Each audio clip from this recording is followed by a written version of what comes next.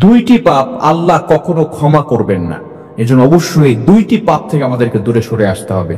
নামাজ পড়েননি, রোজা রাখেননি, হজ করেননি, এগুলো আল্লাহ তাআলা গফুর রহিম, আপনি ক্ষমা চাইলে আল্লাহ তাআলা ক্ষমা করে দিবেন।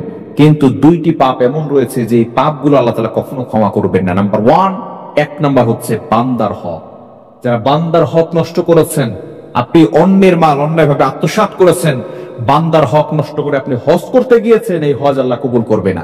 হারাম খেয়েছেন, হারাম খাওয়ার ফলে আপনি নামাজ পড়বেন, রোজা রাখবেন, হজ করবেন, যাকাত দিবেন, কোন ইবাদত আল্লাহ তাআলা কবুল করবেন না, অ্যাকসেপ্ট করবেন না। বান্দার হক খুবই দামি জিনিস। যতক্ষণ পর্যন্ত বান্দা ক্ষমা না করবে, ততক্ষণ পর্যন্ত আল্লাহ আপনাকে ক্ষমা করবে না। আপনি হাজী সাহেব হন আর মুসল্লি হন আর 5 ওয়াক্ত নামাজ পড়েন আর তাহাজ্জুদ নামাজ পড়তে পড়তে কপালে দাগ ফেলে দেন, যতই ইবাদত করেন না কেন, বান্দার হক যতক্ষণ পর্যন্ত আপনি বান্দার কাছে ক্ষমা না চাইবেন, তার হকটাকে ফিরিয়ে না দিবেন, ততক্ষণ পর্যন্ত আপনি যত ইবাদত করেন, কোন ইবাদত আল্লাহ তাআলা অ্যাকসেপ্ট করবে না। এজন্য অবশ্যই বান্দার হক বান্দাকে ফিরিয়ে দিতে হবে। বান্দার মনে অনেকে কষ্ট দেয়, নবীজি সাল্লাল্লাহু আলাইহি ওয়াসাল্লাম জানিয়ে দিয়েছেন, মুসলিম শরীফের হাদিস, সহিহ মুসলিম শরীফের হাদিস, আল মুসলিমু মান সালিমাল মুসলিমুনা মিন লিসানিহি ওয়া ইয়াদিহি। A true Muslim is a person, প্রকৃত মুসলমান হচ্ছে ওই ব্যক্তি, those hand and mouth forsake everyone, যার হাত এবং মুখ থেকে সকল মুসলমান নিরাপদে থাকে। সুতরাং আপনি আপনার বোনের হক নষ্ট করেছেন, বোনের হক পরিপূর্ণভাবে দেন নাই। বোনকে বিয়ে দেওয়ার পরে আপনি আপনার ভাইয়ের হক নষ্ট করেছেন, বোনের হকগুলো আপনি নিজেই সব একা দখল করেছেন, সন্তানদের নামে লিখে দিয়েছেন। ওই জমি আপনার সন্তান খেয়ে সন্তানও জাহান্নামে যাবে, আর আপনি বাবা সন্তানদের সাথে আগে আগে জাহান্নামে থাকবে। অনেক ভাই আছে বোনের হক দেয় না, অথচ নামাজে সর্বপ্রথম কাতারে দাঁড়ায় এবং তারা সাদা সাদা দাড়ি হয়ে গিয়েছে, তারা কপালে দাগ ফেলে দিয়েছে, কিন্তু বোনের হক দেয় নাই। এরকম কিছু মানুষ সমাজে আছে না নাই? খবরদার, অন্যের হক পরিপূর্ণভাবে দিতে হবে। নবীজি সাল্লাল্লাহু আলাইহি সাল্লাম এটা স্পষ্ট করে জানিয়ে দিয়েছেন, তোমার মুখের দ্বারা, তোমার হাতের দ্বারা, তোমার ব্যবহারের দ্বারা যাতে করে কেউ কষ্ট না পায়।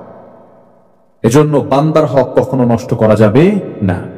নাম্বার 2, দ্বিতীয় নাম্বার হচ্ছে আশিরকু বিল্লাহ, আল্লাহর সাথে কাউকে অংশীদার করা। শিরকের গুনাহ আল্লাহ তাআলা কখনো ক্ষমা করবেন না। শিরক হচ্ছে সবচেয়ে বড় পাপ, সকল পাপের বাপ।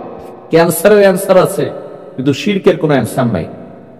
আল্লাহ পাক রব্বুল আলামিন নিজে জানিয়ে দিয়েছেন, 5 নম্বর পারা 5 নম্বর পৃষ্ঠার 4-5 নম্বর লাইন, সূরা নিসার 48 48 নম্বর আয়াতে রব্বুল আলামিন বলেন, ইন্নাল্লাহা লা ইয়াগফিরু আন ইউশরাকা বিহি ওয়া ইয়াগফিরু মা দুনা যালিকা লিমান ইয়াশা।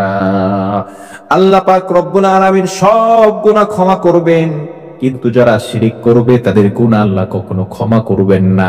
শিরিক হচ্ছে সবচেয়ে বড় পাপ। আপনি অপরাধ করেছেন, অন্যায় করেছেন, ছোট ছোট অপরাধ করেছেন, আপনি নামাজ পড়েন নাই, রোজা রাখেন নাই, হজ করেন নাই, যাকাত দেন নাই, এগুলো আপনি আল্লাহ তাআলার কাছে ক্ষমা পেয়ে যাবেন। আল্লাহর কাছে তাওবা করলে আল্লাহ মাফ করে দিবে। কিন্তু শিরিক যারা করবে তাদেরকে আল্লাহ তাআলা কখনো ক্ষমা করবেন না। এজন্য অবশ্যই শিরিক থেকে দূরে সরে আসা দরকার, আছে না নাই? সুতরাং এই দুইটি অপরাধ থেকে আমরা দূরে সরে আসবো। আল্লাহ তাআলা আমাদের সকলকে বুঝার তৌফিক দান করেন।